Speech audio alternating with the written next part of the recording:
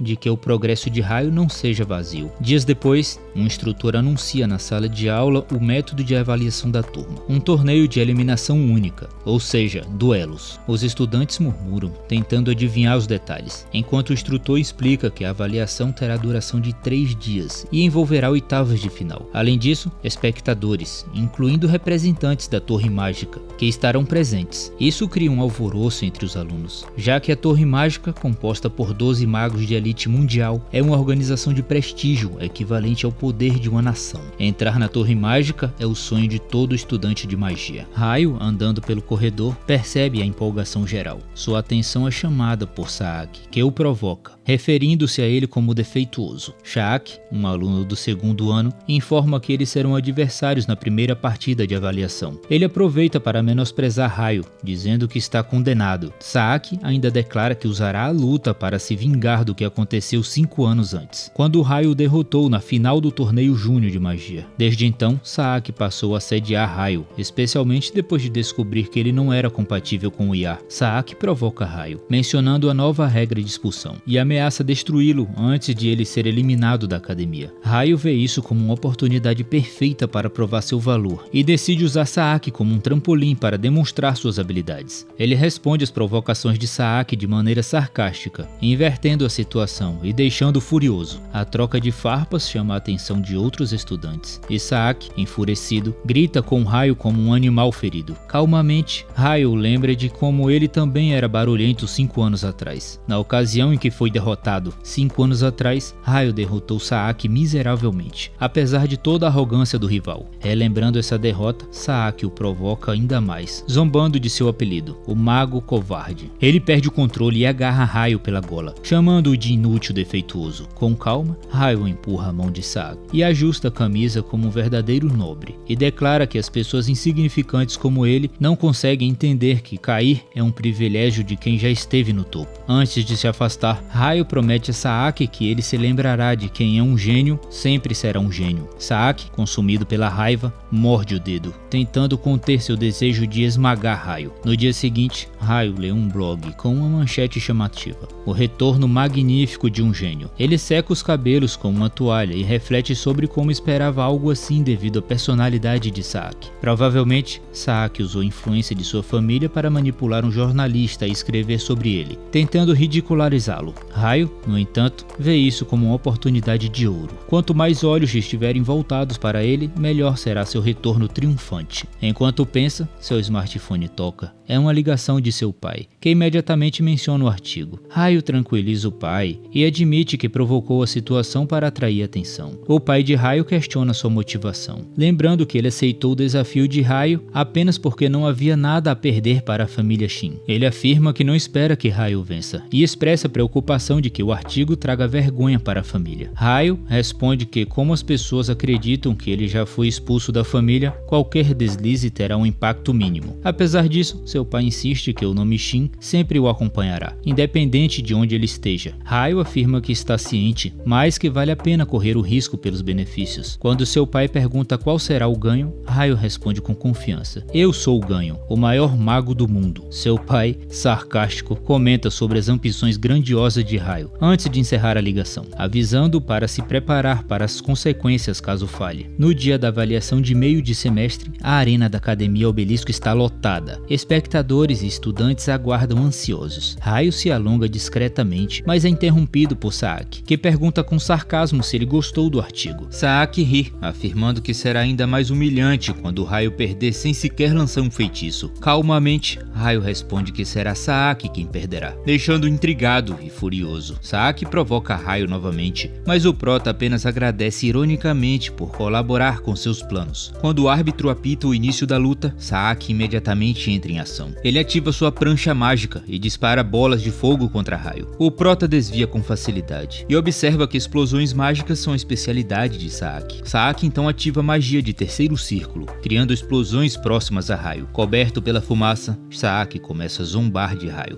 mas, para sua surpresa, o adversário emerge ileso. Desesperado, Saaki invoca 2 pranchas mágicas adicionais e lança 3 bolas de fogo ao mesmo tempo. Raio, sem esforço, conjura um feitiço de água e bloqueia os ataques. Entre os espectadores, um homem comenta como é estranho que Raio consiga lançar feitiços de primeiro círculo instantaneamente. Ao lado dele, uma mulher pergunta por que o líder da Torre Azul, um mago de 8º círculo, adiou seus compromissos apenas para assistir uma luta estudantil. Ele responde que ficou curioso após ler o artigo sobre Raio. A mulher observa que se descobrirem que o líder da Torre Azul estava ali, haverá um alvoroço. Kangan, o líder, apenas sorri, enquanto continua a observar. Na arena, Saaki morde o dedo de frustração ao perceber que Raio bloqueou sua magia de terceiro círculo com um feitiço de primeiro círculo. Em um tom de zombaria, Raio pergunta se Saaki está curioso sobre sua velocidade de conjuração, provocando ainda mais. Furioso, Saaki grita para Raio calar a boca e morrer. Ele lança mais bolas de fogo que explodem ao redor de Raio, mas, quando a fumaça se dissipa, o prota permanece ileso. Calmamente, Raio ergue o braço, conjura uma lança de vento e a lança contra Saaki, que se esforça para desviar. Confuso, Saaki se pergunta como Raio conseguiu conjurar a lança sem que ele percebesse. Saaki, enfurecido, acusa Raio de estar blefando e afirma que ele jamais vencerá com magia de primeiro círculo. Raio, impassível, conjura outra lança de vento e a dispara contra Saaki, que consegue bloqueá-la com um círculo mágico defensivo. O confronto está apenas começando, e Raio sabe que essa é sua chance de provar sua verdadeira força diante de todos. Saaki se anima ao perceber que conseguiu bloquear o feitiço de Raio. Ele sorri e volta a falar de forma condescendente, dizendo para Raio não se achar, só porque sua velocidade de conjuração melhorou. No entanto, sua arrogância é interrompida por um ataque inesperado vindo do céu. O feitiço arranha o braço de Saaki, que fica perplexo, tentando entender quando Raio lançou aquele feitiço. Preso a um trauma de 5 anos atrás, Saaki pergunta o que Raio fez, deixando Kangan e os outros espectadores intrigados. Raio levanta o braço e um feitiço de vento começa a se formar na ponta do seu dedo. Com um sorriso confiante, ele pergunta a Saaki se ainda não entendeu e decide demonstrar novamente. O feitiço de vento assume a forma de um pássaro e com agilidade, Raio dispara o feitiço contra o oponente. Saaki entra em pânico, suspeitando que o feitiço tem a propriedade de um disparo duplo. Raio confirma suas suspeitas e declara que pode fazer ainda mais. Ele conjura 4 feitiços de vento em forma de pássaros e desafia Saaki a bloqueá-los. Saaki ergue uma barreira mágica que inicialmente bloqueia os ataques, o que deixa momentaneamente aliviado. Contudo, outro feitiço de vento atinge suas costas, fazendo-o grunhir de dor. Ele percebe que o ataque veio de uma trajetória curva e começa a questionar a natureza da magia de raio. O prota, com uma expressão calma, avisa que a luta mal começou. Ele cria mais feitiços de vento em forma de pássaros, que voam como se tivessem vida própria. Tentando evitar os ataques, Saaki se afasta para criar distância, concluindo que o alcance dos feitiços de raio deve ser limitado. No entanto, Raio apenas sorri e elogia a decisão estratégica. Ele junta as mãos e vários feitiços de vento fundem em um ataque único.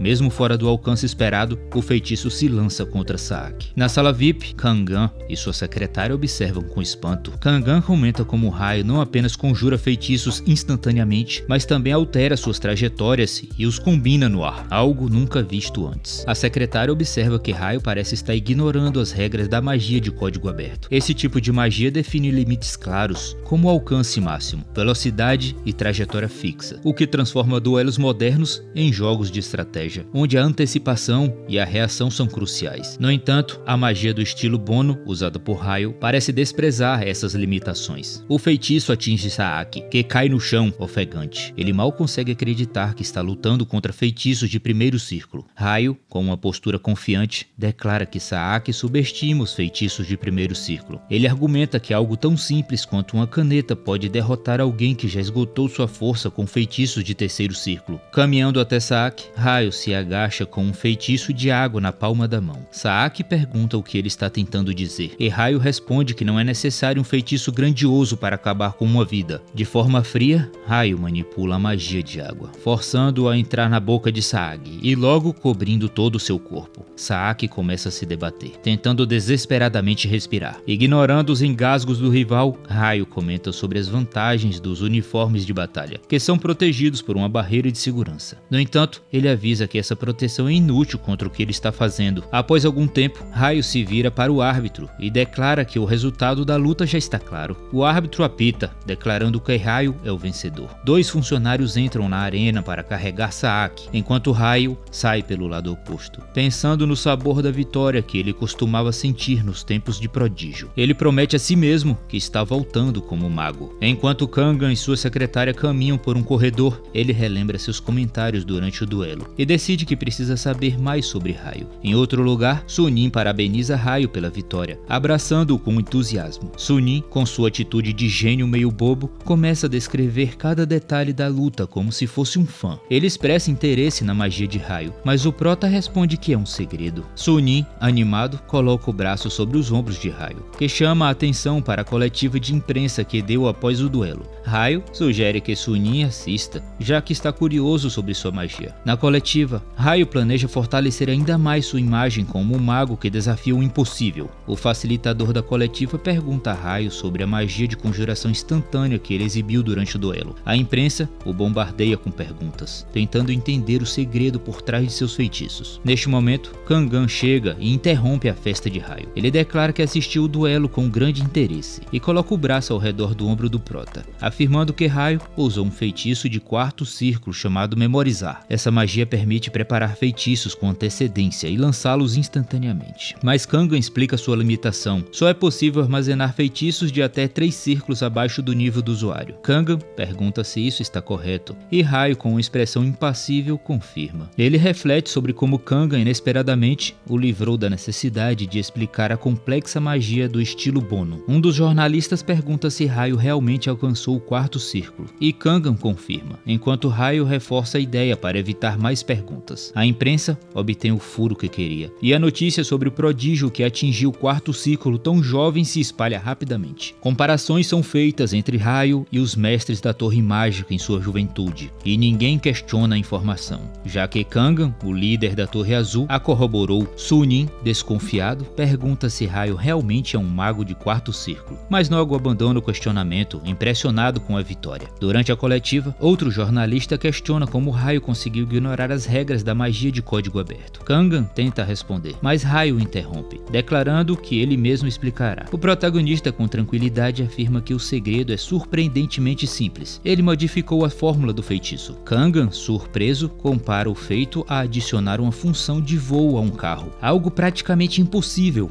Ele se pergunta o quão extraordinário Raio seria se não fosse incompatível com IA. Raio decide como nomear sua técnica e apresenta a todos como a magia de modificação. Borboletas mágicas flutuam ao redor dele enquanto ele explica o conceito, deixando Kanga impressionado. O líder da Torre Azul conclui que a magia de Raio é revolucionária e que a comunidade mágica será abalada a partir daquele dia. Após o término da coletiva, Sunim, ainda cético, pergunta se deveria acreditar em tudo aquilo. Raio apenas sorri e diz que sim, mas Sunim desiste de assistir. Ele parabeniza o amigo pela vitória e comenta que está saindo para descansar, já que tem uma partida difícil no dia seguinte. Curioso, Raio pergunta quem é o adversário. No dia seguinte, na arena do estádio Obelisco, a multidão vibra enquanto os duelos continuam. Sunim está lutando uma batalha difícil, ajoelhado e tentando se recuperar contra um oponente. Adela Steret.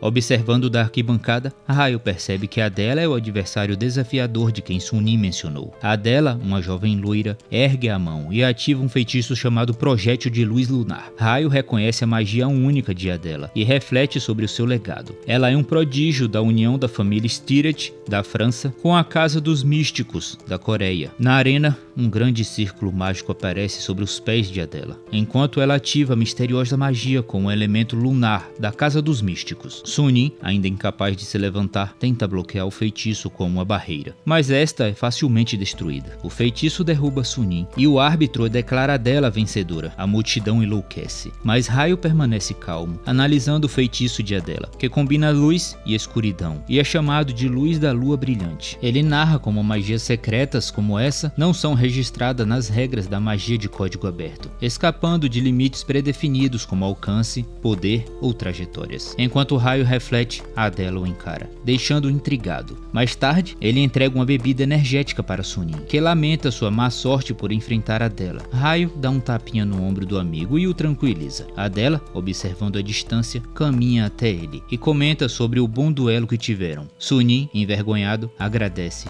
dizendo que aprendeu muito. Adela olha diretamente para Raio e menciona que se matriculou na academia na esperança de que ele a ajudasse a lembrar de como um mago deveria ser. Ele sugere que ouviu que Raio voltou a ser um mago de verdade e espera que ele ajude a reencontrar esse caminho. Raio narra que as famílias Michan e Casa dos Místicos já tinham uma boa relação antes mesmo dele e Adela entrarem na academia, o que os levou a se conhecerem em vários eventos. No passado, eles tinham uma relação de rivalidade com Adela deixando a França para se matricular na Obelisco com o objetivo de superar Raio, que sempre ficava em primeiro lugar. No entanto, desde que Raio foi rotulado como incompatível com o IA, eles não conversam mais. A compatibilidade de Raio foi um golpe duro para ele, mas também afetou Adela, que perdeu seu rival. Raio casualmente comenta que ainda não está à altura de ser seu objetivo, mas Adela responde que só descobrirão isso quando se enfrentarem. Quando ela se afasta, Sunim pergunta se Raio está realmente preparado. Raio, confuso, pergunta sobre o que ele está falando, mas Sunim, em pânico, insiste na pergunta, deixando claro que Raio ainda não percebeu o que está por vir. Sunim menciona que o próximo oponente de Raio será Adela, deixando o prota surpreso. No dia seguinte, Adela já está posicionada na arena, ao lado do árbitro. Os espectadores começam a murmurar, questionando onde Raio está e especulando que ele estaria com medo de aparecer. Alguns dos alunos zombam, comentando que embora Raio fale muito sobre sua magia modificada, ele continua sendo um fracasso. Conclui que ele desistiu porque sabia que não poderia vencer Adela. O árbitro consulta o relógio e anuncia que seu tempo acabou, declarando Adela vencedora por desistência. Antes que a decisão seja finalizada, Raio aparece, vestindo apressadamente seu uniforme de batalha. Com um sorriso confiante, ele pede desculpas pelo atraso. O árbitro, um pouco irritado, pergunta o motivo da demora, mas decide discutir isso mais tarde. Ele informa que Raio não terá tempo para recuperar o fôlego e que isso será sua penalidade por ter se atrasado. Adela, curiosa, pergunta por que ele se atrasou. Raio responde casualmente que estava fazendo preparações. Ela se intriga e pergunta que tipo de preparações. Ele elogia sua força e comenta que precisou se preparar para vencê-la. Adela sorri, admitindo que a partida será interessante, mas questiona se ele realmente se preparou em apenas um dia. Enquanto Adela toma sua posição, ela percebe que algo está diferente em Raio e se pergunta se ele finalmente mostrará seu verdadeiro poder. O árbitro dá início à luta. Adela ergue o dedo e ativa um feitiço baseado em luz, chamado Revolver de Chamas, disparando várias balas de fogo contra Raio. Ele responde lançando um feitiço de vento que cria uma rajada, desviando os projéteis.